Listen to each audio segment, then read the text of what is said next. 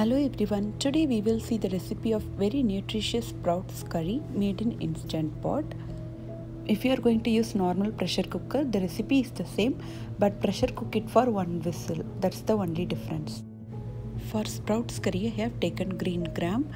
I soaked it for 4 hours and sprouted it for 2 days.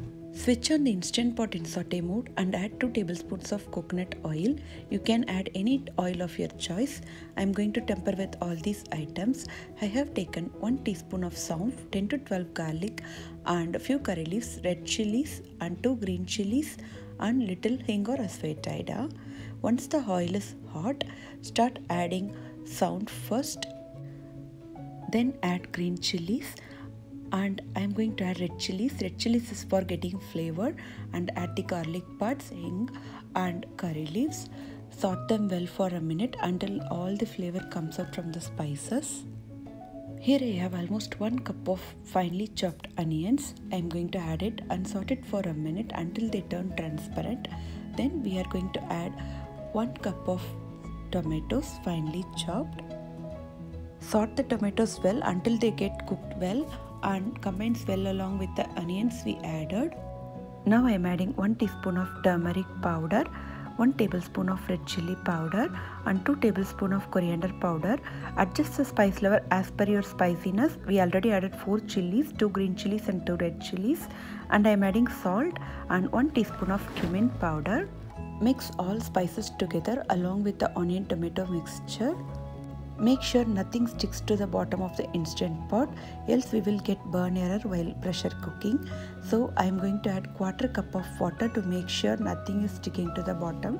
After adding water, scrap the bottom well.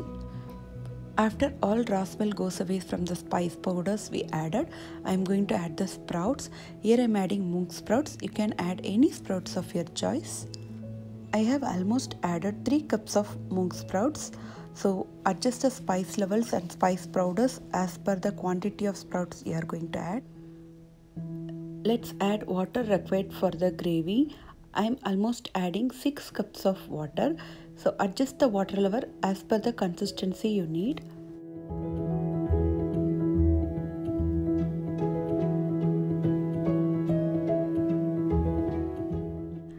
Close the Instant Pot lid and cancel the saute mode, switch on the pressure cook mode and set timer to 7 minutes on high pressure.